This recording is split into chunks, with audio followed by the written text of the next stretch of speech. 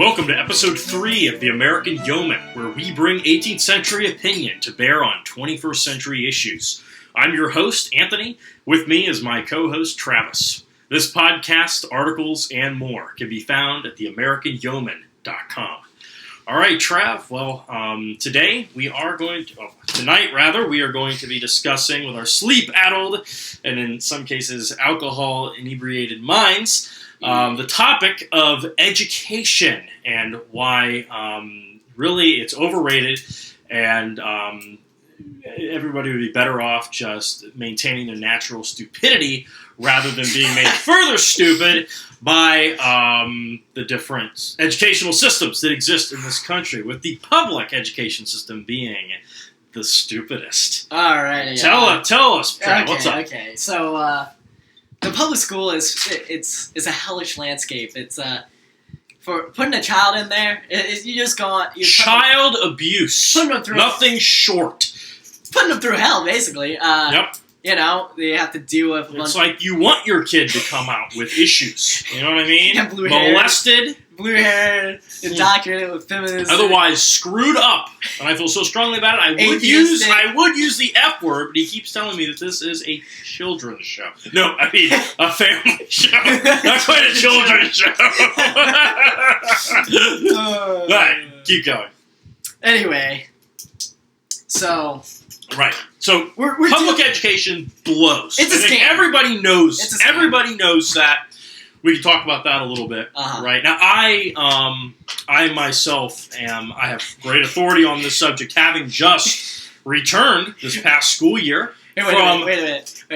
I like how you tell us about this, and you just go ham. But anyway, as you were saying. If anyone doesn't know, Anthony is used to be a teacher at private schools. So. I am, by the grace of God, unemployed right now and enjoying every minute of it. Yeah. Me and my brother call him a loser, but it's just poking fun. But, yeah, he's unemployed. And But honestly, on that subject, it's funny. You typically think of someone who's unemployed as, or at least in society, it's thought of as being, oh, you're not doing anything. Oh, I'm very much employed. I'm employed by myself. I mean, I'm not really... He's not a wage slave anymore. Precisely. He gets thrown off the shackles. I have the liberty of an aristocrat to pursue my natural giftings and callings. Now, obviously, I'm not going to be able to monetize that like that. To be able to, do this justice permanently, but I'm definitely taking the summer, which I'd have off anyway, to get stuff, a good foundation laid down, so yeah. Anyway, so today we're going to be talking a little bit about just education in general, just a bit of theory, what our vision is, our experience as being homeschoolers, my experience teaching. College, in a private classical school. We're going to talk about all of it. And of course, or at least hit on it a little bit. Yeah, and of course we've had recently in the past couple months, some goings on in the county with parents resisting critical race theory and showing up at school board meetings and that kind of thing. All across the nation. So, with all that laid down, where would you like to start, Trav? It is your subject that you want to... I was just, spitting out ideas, but, I mean, you can start since you have, the private school experience, which I think people will find interesting to hear. I think it's interesting. So, I always wanted to teach at a classical school. Having been homeschooled, homeschooling is almost by default ends up being what is a classical education, which is just the traditional. Everybody was doing that at one point. Traditional means of it is the traditional means by which Western civilization imparted the wisdom that had that our ancestors have picked up, and passed it down to the next generation to continue Western civilization. It is the educational technique of Western civilization, and it's difficult to describe because it has so many different facets. There's different ways you could go with it, but I do like the definition that Martin Cothran gives, who's well known in the classical education movement. He's with Memoria Press, the Circe Institute, and his definition is that classical education is basically the great books tradition. It's studying all the classics, the classics, and real history, which interestingly enough actually comes from the word classic. Actually comes from if I recall, I believe it's a Latin And word. the funny thing is that they're taking all the classics out of school and replacing them with a bunch of garbage. Exactly, Yeah. and that's the funny thing about the resistance to CRT is that public education has been shitty. I can say that, right? Yeah. Since excrement's fine. Since really since almost the turn of the century, somewhere things went wrong in the 20th century. Classical education was replaced in the public education system by, or what was very much like classical education in any case, was replaced by what was considered to be modern, the progressive model of education, which is rooted in liberalism. And the idea that we shouldn't look so much to our forefathers for their wisdom, and because they were screwed up. That's the classic liberal mentality. We're trying to fix everything. They're all evil slave owners. So really, we should encourage the child to look within. We should encourage the child to look within. The truth is in you. And in that frame, you start looking at the past critically. So it's like everything becomes critical theory. You're looking at the modern standards for right, and it really is. It's It's essentially ideological indoctrination. It's materialistic. It denies the spiritual. It's been that way for a while. So what irks me is that parents now suddenly care about CRT. Now, you know what I mean? Mm-hmm. It's like things have been screwy for a while, and people are sheep, and it just goes into that. But it bugs me because they should have cared before, and they should care after. Before CRT, it was Common Core. Now they did come out a little bit for that, but it was more so just like they're confused. I don't know how to teach my child math because the math is different.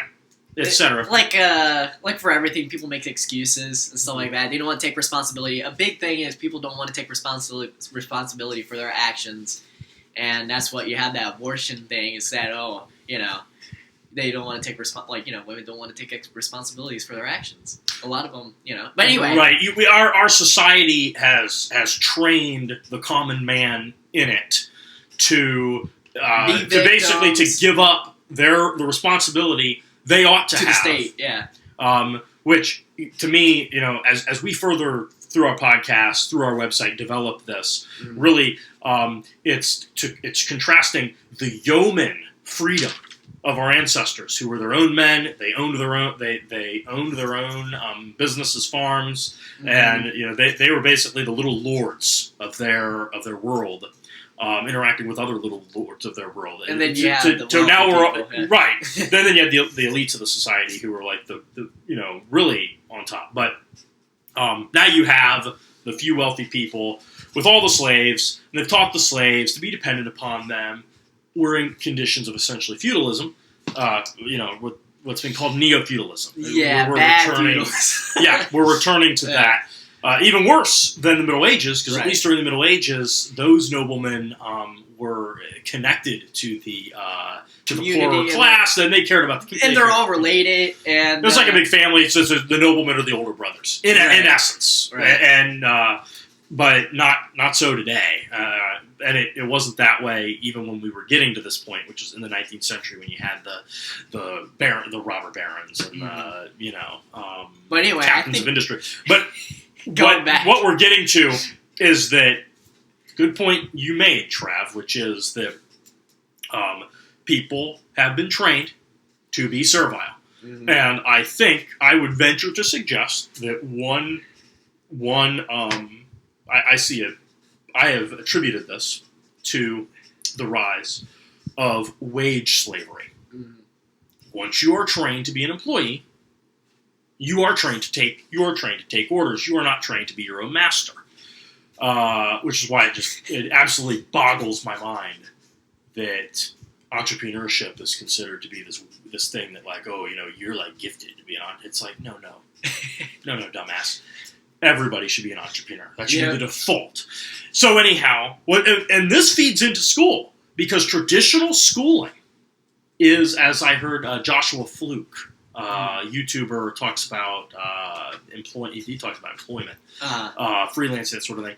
But he says schooling is just teaching you to have a job, and it is, especially from my experience of teaching at a private school. Because again,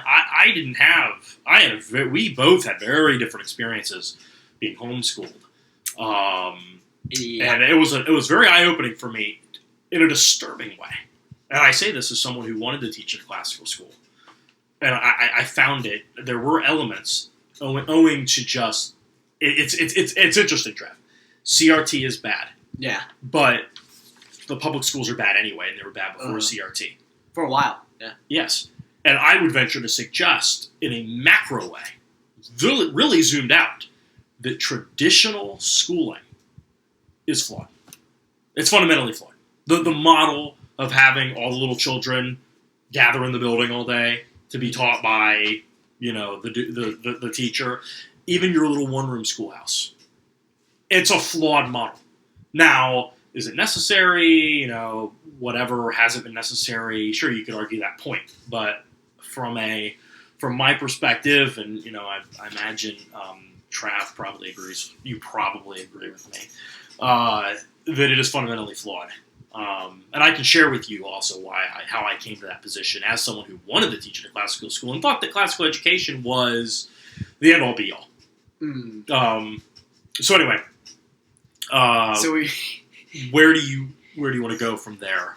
Well, I was kind of hoping you would explain why you what's the main reasons why you quit, or find it frustrating. Sure. Classical schools wise, how it was run compared to public schools, because public schools is run by money. The teachers union just want more money. All the teachers just want pay raises. They don't really care about the students, and very few teachers do. I don't want to say all teachers, because clearly there's some good teachers with good hearts, but a majority of them are just just want to indoctrinate your kids or just want a pay raise. And so that's why they allow CRT to come in, is because they'll they get $75 million if they help this state's cause of indoctrinating your kids. It's not the only thing they did. They did it with bullying program, race, bunch of training, gay, whatever you can name. They did programs, and a lot of times they don't even tell any of your parents about it, or whatever, or right. And it's just all in your your curriculums and stuff like that, and your history. They don't even tell And it's only parents, gotten more diabolical. Yeah, it's only gotten more diabolical. It was always subtly diabolical. Think about it. They got rid of prayer. A while ago. Prayer. They took the Bible, the Golden Rule, out of the schools. But also, they even during COVID, they were giving kids shots without the parents' permission. So they were bribing kids. Well, I heard one story from California, I think, a couple years back. On Fox News. Anyway, the teacher bribed one of the students with pizza. If you take the shot, I'll give you pizza, whatever. You heard about that. But that's not that's not just one teacher doing that. That's a lot of teachers, let alone the teachers, universities and stuff like that, professors telling telling students, "Oh, you want extra credit? Well, you have to go to this Antifa rally." There's videos on YouTube about that as well from Veritile. Mm-hmm. But yeah, these teachers are not there for your kids. They're not teaching them anything worthwhile. Basically, a lot of schools require gender studies, whatever, or some stupid courses that you don't even need and you're paying for it. We all dealt with, you dealt with this too. We had to take these stupid courses to graduate. Right, because the college requires you to it. take something like that. Meaningless. You're wasting your time. Truly. Yeah. Anyway, aren't you going to talk more about your experiences with private schools? I just wanted to add on to with public schools, they're so bad. There's no positives about it, except I can only understand why some parents have to have their kids in school. It's because both the parents are working, not part-time jobs. They're working full-time jobs, just trying to make ends meet. And so they kind of have have to, since they don't. A lot of them don't have close family either. If they had close family, but I know what you're saying. That's like the only excuse. It is the only excuse, really. But I think that if they were to honestly apprise themselves of what it is, I think that they would. I think they could do it because I think they would. See. My family. There's eight siblings, including myself, in my family, and my dad only made $50,000 a year here in Maryland, and we were able to keep on chucking along. All of us were homeschooled. Not a single one of my family members were in private or public schools. We did. My mom did hire a few tutors because sometimes on certain subjects. Kids learn better from a different person. Yeah. It happens. But anyway, with $50,000, my dad was able to support 9 people. And I'm pretty sure we made a lot of sacrifices. We didn't go out to eat. We didn't have air conditioning during the summertime, really, except when there's a heat wave. We didn't have heat on until it starts going below zero. We pretty much, my dad likes to say we're pioneer stock, and we were pretty much, we were pioneers. And my family started homeschooling in the 80s, so we're one of the first families that actually started homeschooling, in the modern era again, which is kind of interesting because back in the day when you said you were homeschooled, you're like, what's homeschooling? But now homeschooling is the cool thing, or in my later years, is all the kids were jealous and stuff like that. Especially the ones who go to public schools because they're just getting, they have to wake up early. You're not learning anything. You get bullied, drugs, getting bad. It's going to school is like going into a drug infested home, a bad family, and you're sending your kid over there, and they're just. I think.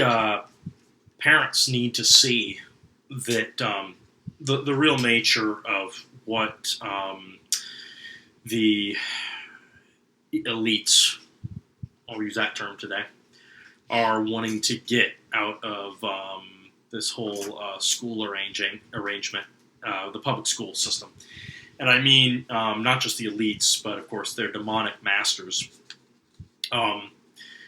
We're living in an unprecedented time in world history in which you have the dominant civilization on Earth having once knew the one true God and His Son, Jesus Christ, to have shirked Him explicitly and to be,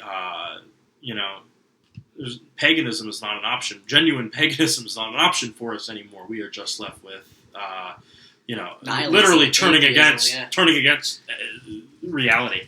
And the God who made it and sustains it. So, in essence, at least paganism is about nature. Now we're going against nature. I'd rather trannies and all that. We're totally going the opposite of nature, and now they're saying, biology is just thrown out of the window, and now anything goes.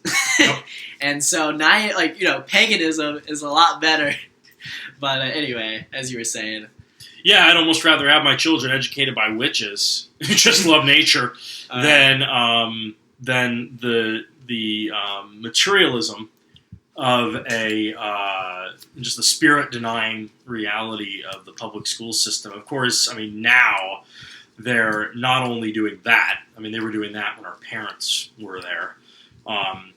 They're with getting rid of prayer and that sort of thing. Yeah. They're now, encouraging the most just debauched. I mean, in Kentucky, they had like lap dancing, like teenagers lap dancing on the teachers or the faculty, whatever. That is. Oh. I mean, I've heard it said, and I think Z-Man mentioned this that. Airman. Oh yeah. They after the spiritual impulse, the second biggest impulse that man has is the sexual.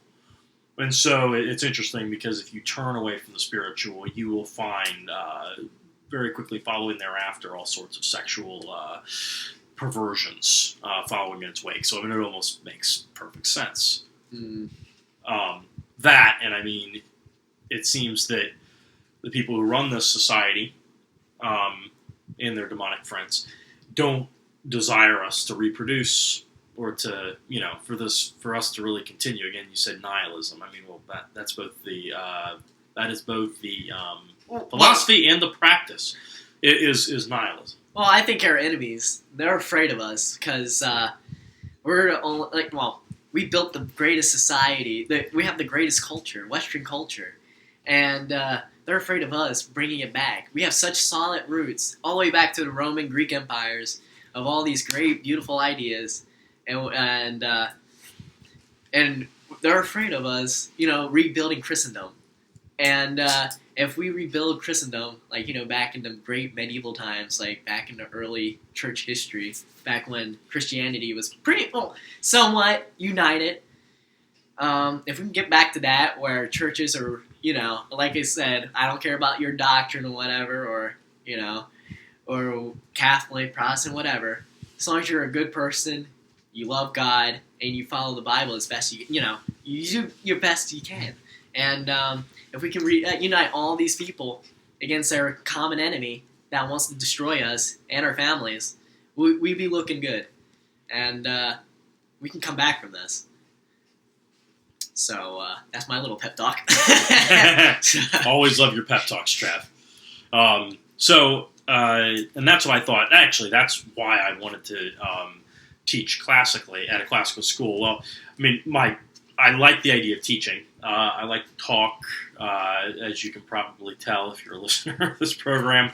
And I also like the idea of, just the mission of teaching, which is to share, wisdom and knowledge with those who would desire to hear it, to benefit from it. And I was disillusioned in my time for a variety of different reasons. I think it's providential in a sense. I don't think God is calling me to teach at a grade school, and that's just, unless it was under specific circumstances, which is always helpful to have things drilled down for you. So, my spouse would probably chafe at me saying that it was worth it because God taught me something, because it was extremely tough for her.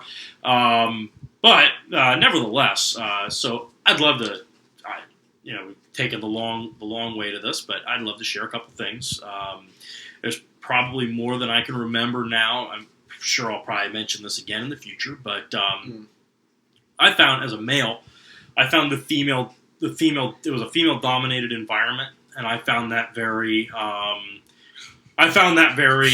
frustrating, and that just got me reflecting upon the sex differences between males and females, and really, I don't know, I'm not a historian of education. I do have an interest in it, just as a general, student of history, but the co-ed education thing, which I assume was introduced as a part of the idea of female liberation, is just grotesque. It doesn't even.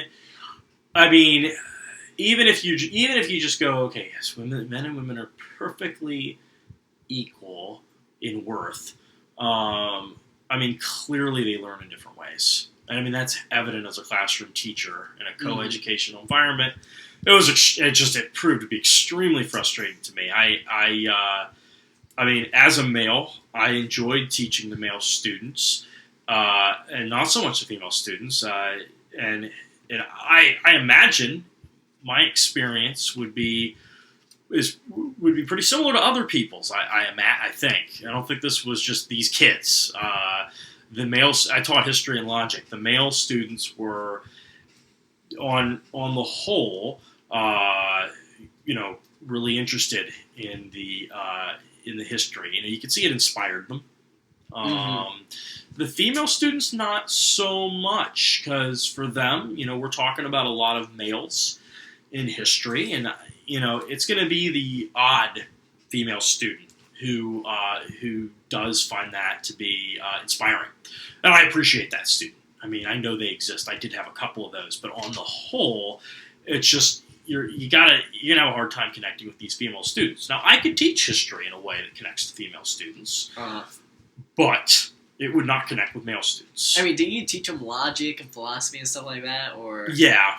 I was teaching middle school, so it was just introductory logic. We talked a little bit about philosophy, but they're not thinking.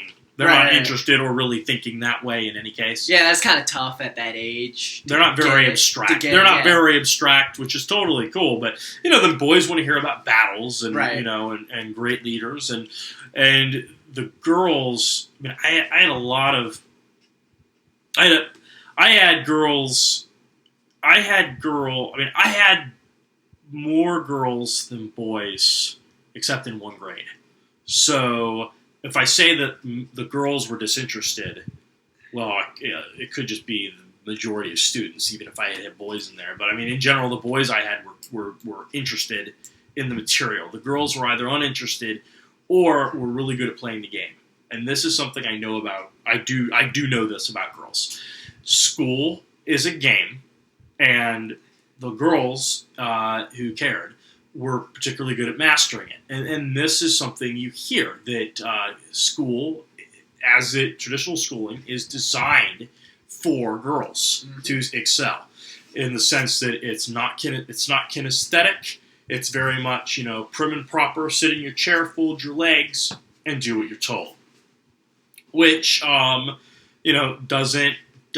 does not help naturally rowdy, spirited boys. And boys are naturally spirited, and they naturally, to give you an example, those stupid survival scenarios. I was always a rule breaker, and so in CAP, Civil Air Patrol. Can you explain what that is real quick, Trev? Civil Air Patrol is a volunteer. It's like a kind of like a mini Air Force for civilian kids that want or are thinking about to join the military. It's like ROTC, but it's Air Force. Yeah, and it's civilian, and 12 and up, 12 to 18, they can join. And so you learn about planes, you do PE, physical exercise, they have character building, they do events, you get to fly airplanes. It's like the Boy Scouts, but they pretend to be in the Air Force. All right. And they're also cooler, you actually get to do things, Fair enough. You get to have a knife if you want. Yeah. I don't think you're allowed to. But anyway, back when I was in it, I just remember they wouldn't let. You couldn't do fire. You couldn't do firearms. Air Squadron is pretty based, so we wanted to go out to a range and shoot guns, and you couldn't do that as official meeting. We had to do it outside. So outside of the official. So it's like, okay, we also did paintball, airsoft, stuff like that. Everything that you couldn't do inside, we just did it as an outside of, activity outside of the squadron. But anyway, go ahead. They do these scenarios in school too, where like these survival scenarios where you have to kick someone off the lifeboat to you don't sink whatever. Mm-hmm. Anyway, when they bring this up, there'd be like I don't know, like 8 of us, whatever, and like these small groups, 8 of us. And we always have to choose, like, okay, like, you have a doctor, this and that and the other. You're on a lifeboat, and it's starting to sink. You need to throw someone off, whatever. And I was like, can't they just, like, hang off on the side, and float along with the boat and just hold on to it with one hand?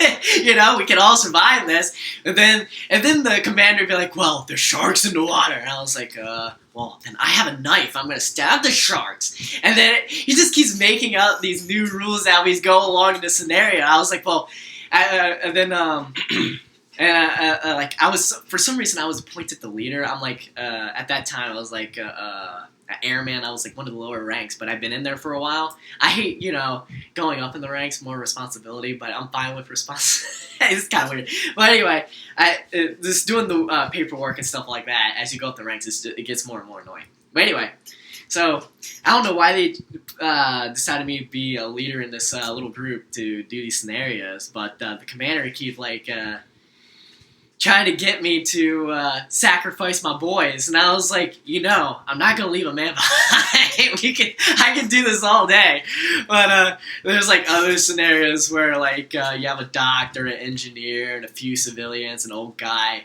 Like, which one do you get rid of to have enough food? And it's like, oh, you have to kill off the old guy. And it's like, why do you kill off the old guy? I mean, what happened if he has knowledge of, like, herbal medicine and stuff like that?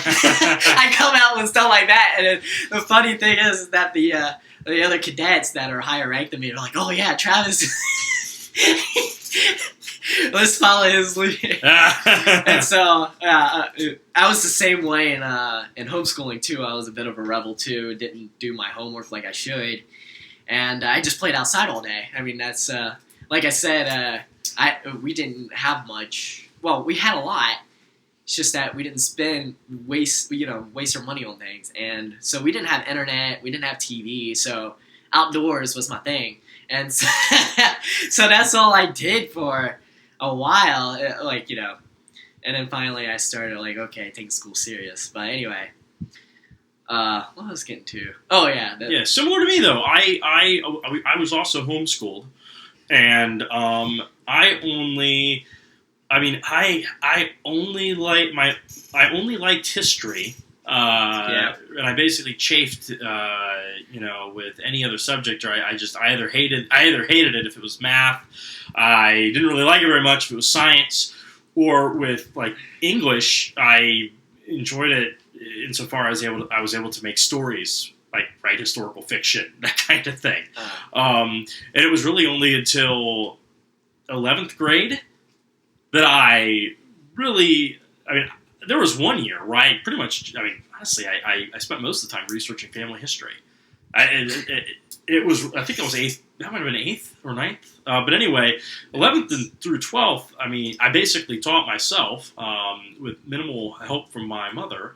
And I was very dedicated, and I was finding my subjects. I was seeing the interconnectivity of them all, and I was finding not quite math and science yet, but I was finding Latin and logic and that sort of thing very fascinating. So, in any case, and that kind of gets to another point I have, which is that traditional school does not allow for freedom. In studies, and I think that in and of itself tends to make children. I don't know what I'd be like if I'd gone to school. Well, that's the thing. I don't know that I really love learning. They talk about we're trying to make kids love learning. It's like, well, the thing is, freedom is a necessary element. So I understand that you're like, well, for society's sake, you have to have a baseline. Where it's like we all can read the signs in English and we all can do the numbers. Well, of course, now they're letting in all, now it's like, who cares if you know English or whatever? You can be dumb as a box of rocks as long as you play basketball. But in any case, that's another point. But to wrap up the boy versus girl thing, I wanted to mention that, then I'll let you in. Go ahead. But before I got this job at this one school, I actually visited a boys' school that was in the mountains. It was a classical school. It was the only middle school. They just started not too long ago, and it was specifically for boys. And they would take breaks. They would take. They started out in the morning with doing physical fitness before they got to their studies, and then they would take a mid-morning break. Where, on this one day at least, they actually sword fought. They had somebody come out to the school like a couple of months ago or the year prior and had actually, someone who does like Western martial arts and had actually constructed for them some really nice practice medieval broadsword style broadswords. Cool. And they did I'm jealous. I want to go there. It was really freaking cool. And I thought to myself, man, I would have loved to come here. I mean, it was awesome. You told me that they do camping trips and stuff out into the hikes. Yeah, they do all kinds of outings, and they occasionally actually would go out to a cabin in the mountains. At the time, they had the school on a farm. It was actually in the couple who started it. It was in their farmhouse, which was a beautiful old one from like the old Virginia farmhouse, 19th century. Awesome. But anyway, they now actually, I believe, bought a school building. But they would go off into the mountains occasionally, I think once a month, to a hunting cabin, and they would do school there. Which is just amazing. It's kind of funny. You went with me, actually. Yeah. In the Shenandoah Valley, baby. Yeah, it was really fun. We spent the evening playing this Napoleonic war game that we brought down specifically for the purpose. And while I was interviewing that day, I was there all day at the school. Travis spent the day watching a marathon of swamp people. It was it was educational for him. I feel like I can kill an alligator pretty confidently now and skin it. And then remember that waitress that we tipped. Oh yeah, really nice handsomely. girl. Yeah. Applebee's down in what's the name of that? Near town? the VMI. Yep, it's a town with the Virginia Military Institute. I forget the name. I feel like it's Lexington. Lexington, Virginia. All right. Well, anyway, we were very nice to her. We saw her twice, so we felt like we were friends at that second meal. And of course, we're always trying to get Travis a date. So Now you just made me sound like a loser. Hey, you said something slighting of me earlier. I'm on it, right? Your brother and you made fun of me. True. All right. So anyway, so that was awesome to check out. At this school, I kept thinking about that school. They didn't hire me because they were pretty new and they were probably looking for somebody who had solid teaching experience in a school to really get them going, which I completely understand and respect. I look back at that very fondly. The guy who started it was he described himself as a country lawyer. Like, I mean, this guy was like straight out. I swear this guy was friends with Thomas Jefferson. It was an experience which I will treasure for sure. And I kept thinking about it just because I compared it to what I found I was doing. Well, they're growing like crazy. Maybe you can go back there one day. I would love to help them out in some capacity. I really would. So I just feel like because you have the kids together, you're not able to focus on each and give them what they need. Instead, it's just bland. The instruction. It's like school instruction really should be tailored to the individual. That's ideal. That's why I think a huge reason why I think, in addition to the lack of freedom, that schooling is obsolete. I know it's kind of a faux pas to say this, but when they talk about the fact that the internet exists and you can Google everything, it's entirely true. The reason why you send children to school is why, as Travis mentioned, I think off air a little bit ago, was that they need babysitters. Oh, yeah. They need babysat. They can't just look at Google on their own. Of course, the public school is just, telling them to Google gay pornography. But they're still Googling. But in any case, I mean, the information is there. We're not in the Middle Ages where you're reliant upon the one guy with the book reading out, teaching from it, and then you're taking down the notes. Or even before that in ancient times. All the texts of Aristotle that we have, all his books. He never wrote anything. Those are what scholars believe those to be the lecture notes of his pupils. And that was how things were, and that's understandable. But nowadays, I mean, really ever since the invention of the printing press, you can effectively teach yourself. It allows for academic freedom, and especially now where it's not like the college is the one that has all the books. Instead, you can just it's freely accessible. And the problem is, is that people they want their kids to be babysat, which we can go into why that is, etc. And the other thing is that people don't have. My aunt once said this. Thinking about how I was homeschooled, and she was just kind of reflecting that, like, man, she goes, I could not do self-directed study. I would have needed someone to. Now, I can understand that to a certain degree. I specifically wanted to go get a master's degree in philosophy because I wanted to learn philosophy, and I felt like it was such a dense subject that I really wanted someone to kind of like lay out a course of study for me. And it was, obviously, I picked somewhere that was financially, yeah, you did an online school, so it's a lot cheaper. Exactly. I wasn't going to break the bank to study philosophy. Right. And you have a degree, so hopefully you can get a job, will help your resume out. So I can understand that. But the thing is, I think that the reason why most people aren't self-directed is because they're not supposed to be scholars. Like, God didn't make them to be scholars. Because of compulsory education, being a scholar, is just something that it's a talent that everybody is expected to possess. And there's this great pressure that if you don't, you're somehow a failure. And it irritates me as a scholar because it cheapens my talent.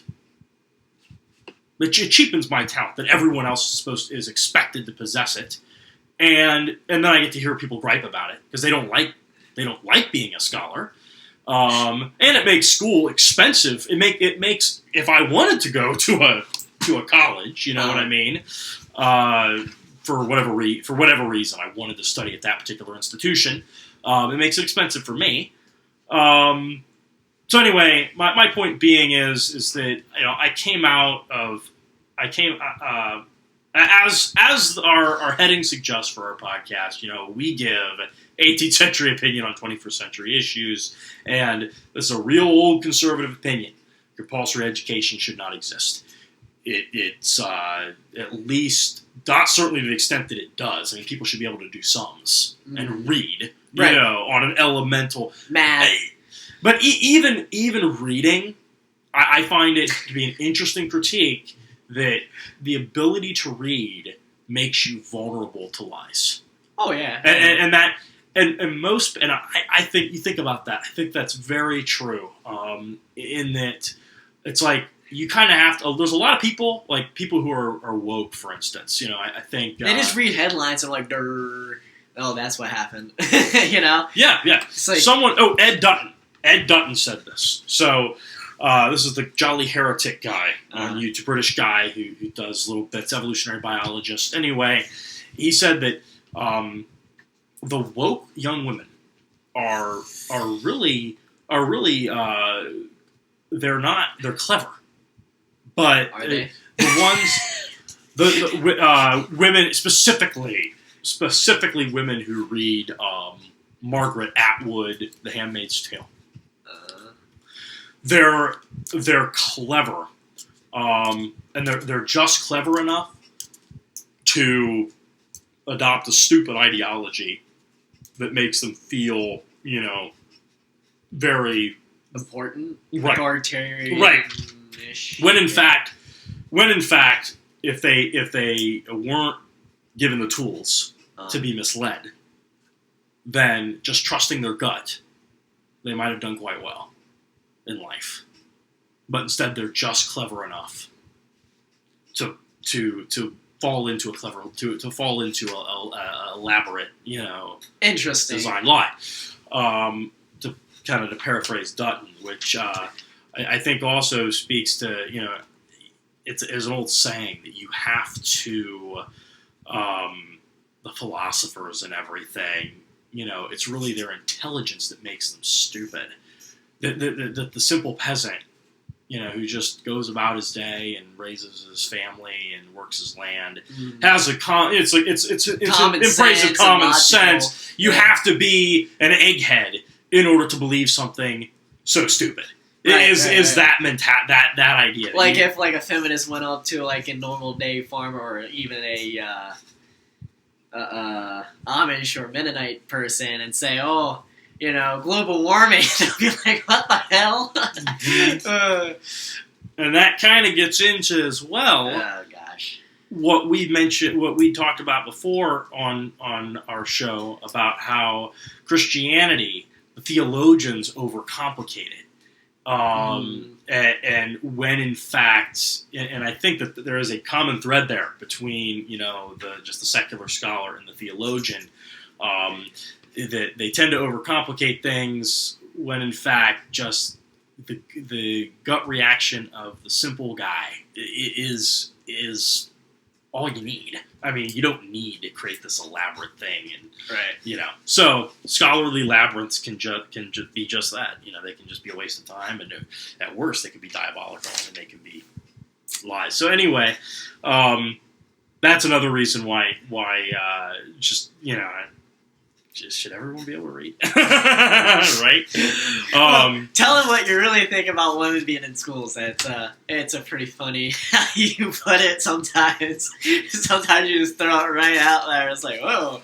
Well, at least some people think it that way. Me, it's like water off a duck's back. It's like doesn't faze me a bit, but. I've given it some thought. When I was actually teaching, I'd come home and I would sometimes say well, here's why I would say this. I would say this because they're like robots and they just do the work. They don't really think about what they're good material at playing the game. They can do the test. They can get A's, but they are not. They're not learning any wisdom or anything like that. They are not. There's no creativity. At least. A certain type of they memorize it and then they just shoot it out there. Then they just regurgitate it. But school, you get an A. You're rewarded for that. So the traditional school doesn't have a way to correct that, and I think that is a huge failing. Probably one of the biggest, if not the biggest, and I've heard classical guys who are in the classical education movement who really want to go forward in this direction and say this is the way to teach, this is the way to learn and to recover education. They admit that the grade system, for example, is a huge problem because it particularly generates that. And they have not come up with a way to they don't have a way to overcome it. They still use it because the parents expect it, and that's the thing. That's what crushed me teaching in a classical school was the administration and the teachers have one idea of how things should be. The parents do not share that vision, and try as they might to get the parents to understand that. They don't really. They just know they don't want their children being taught CRT, but they're basically okay with how school was. And so they pressure their kids about the grades. Yeah, they just want A's or B's, whatever. Or you have the other parents who don't care and they just think that their children are being mistreated by the teachers, when they say that Jimmy's doing a bad job. Which, either that's a whole other thing. The public schools, they allow the kid fail multiple times, pretty much until they get it right, to get their diploma. So their finals, they can fail it at least in their county, they can fail it up to twice, they have 3 shots. So basically, and it's all the same questions and everything. That's unbelievable. So at some point, you should be able to get it. It's even worse in some states. I know in New Jersey, they're dumb as rocks out there. So getting a diploma is nothing really. It's just a piece of paper that you can say, well, I was there. And it's I didn't really earn it. I just kind of, circled the A out of multiple choice, whatever. And it inevitably. You're with compulsory education. You're inevitably going to get that because it's going to go down to the lowest. Well, they need a certain amount of graduates too, so that's why they keep lowering the standards, just like the military and all that, lowering the standards. I believe in the military now you can pass by walking the mile now. You don't even have to run it. in the I think it's the Army. That's amazing. It's not even the Air Force. I mean, the Air Force would probably do something like that too.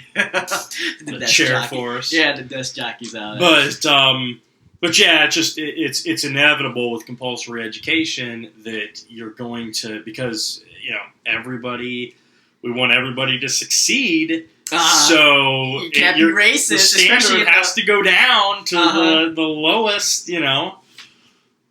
You can't be racist. So like, if you have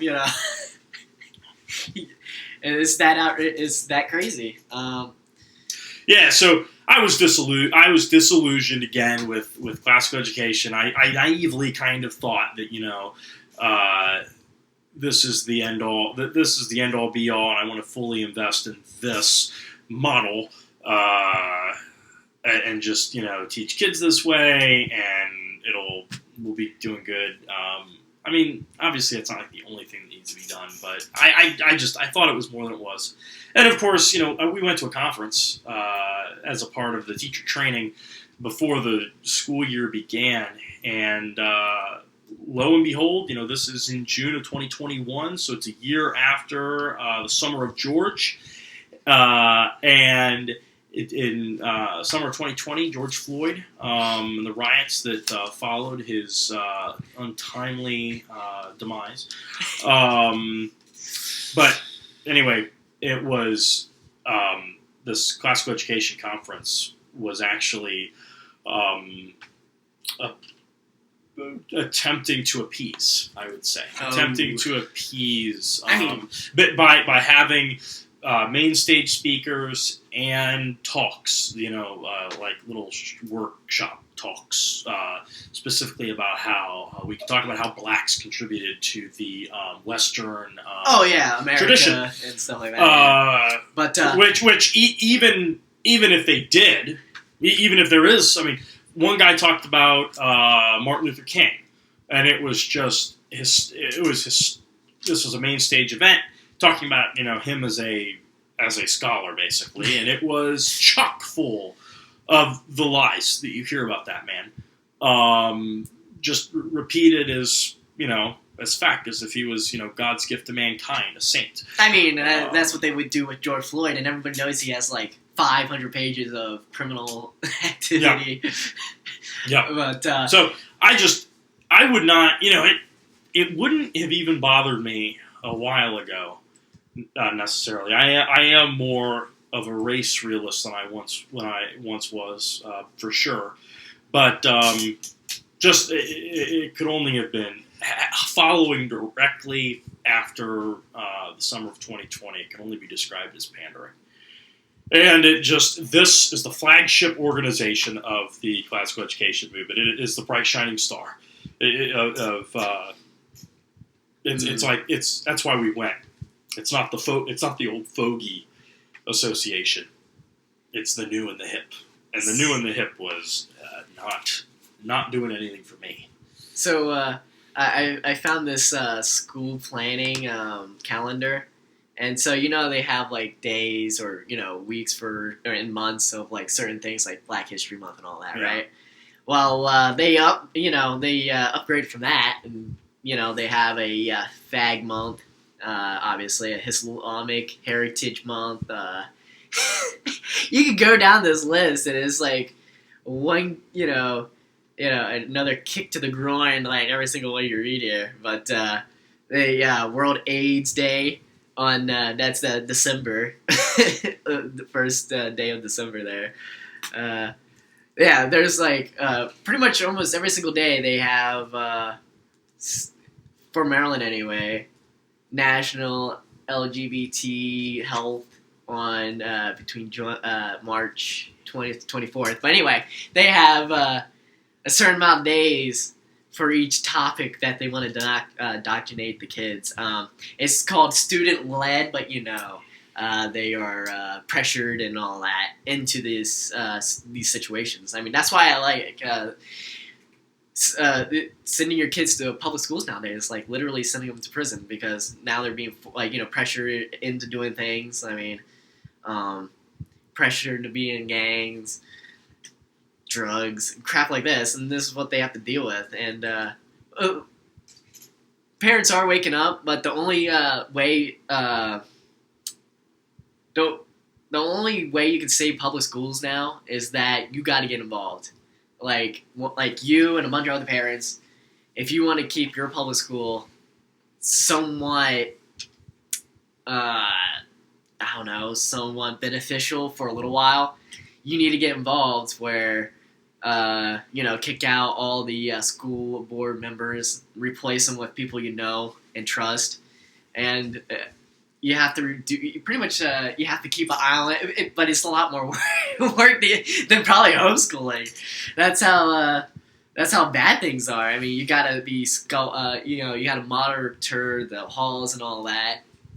There's always fights breaking out in my hometown. It's a small town, and there's knife fights going on in the bus. There's fights going on in the bus. There's drugs at the schools. There's weird politics going on in the schools where some kids can't play football, where they won't they kind of push other kids away from playing football and won't allow them on a team because they have some kind of clique going on, whatever. So it's this system is done, and it was stupid to begin with, and it should have never happened in the first place. But federal government, expanded really rapidly after the Civil War, and now, we're reaping we get what we, put into it. Yeah, there was nothing wrong. I mean, compared to what we have now, certainly the fix for whatever was wrong was so much worse than the disease. Because the old model in America, at least, the one-room schoolhouse, it was just parents in the area, if they wanted to educate their children in common, they would just set aside the land, construct a log building, hire a teacher, form a board, hire a teacher to instruct their kids, answerable to their board. And that was it. And there was no... The problem is the population is way too big. And which... funny, the Amish still do that. The Amish are still do that exactly. Yeah, well, they have such a they're all close knit, they're all family, and everybody knows everybody. Everybody goes to the same church and everything. We have too many cultures. We have too many people with too many different beliefs. Which is interesting you say that, because in my experience teaching, I mean, I'm teaching at a school near DC. Mm-hmm. It got me just thinking, what. Especially teaching American history, it's when you talk about America, what do these kids think America is? And some of these kids aren't heritage Americans. I mean, they're not descended from the early. They're not even descended necessarily. They're not even descended from turn of the century immigrants, Ellis Island, and all that. What is America to them? And this is the other thing with the girls. They come in and they have these notions about that just women were just oppressed in history. History is just the story of women's oppression by men. And I mean, these are girls who are ostensibly Christians. Their parents are sending them to a Christian school. So to me, I'm just like, it's over. I mean, it in the macro sense. I'm teaching these kids right outside of the imperial capital, and they, no matter what I teach them, it'll be contradicted at home. It'll be, I know they say, you're making a difference, blah, blah, blah. Yeah. But I mean, at the end of the day, I'm like, to your point, we're not in the same community. I don't even know why I care about what these kids think even. I mean, what are they to me? You know what I mean? I know, yes, they're humans, all right? But really, what are they to me? And I mean, the other problem is that one of your students left because his father is in the military, stuff like that. But the thing is, no one stays where they are. So there will be everybody's like a freaking gypsy. Everybody keeps moving around and never stay in one spot, and everybody keeps going to greener pastures. And so you'll never have that firm, grassroots where everybody knows everybody. and so forth. Right. So, like, and that was for Maryland State, like the demographics changed so rapidly. I mean, and that was we are running out of time. But I just want to pop in and say that was my greatest heartbreak with that school was, I only taught for a year, saying goodbye to the students, and, throwing them to the four winds. You know what I mean? All right, that's about all the time we have for tonight. Thank you for joining us for this episode of The American Yeoman. We'll see you next time. See ya.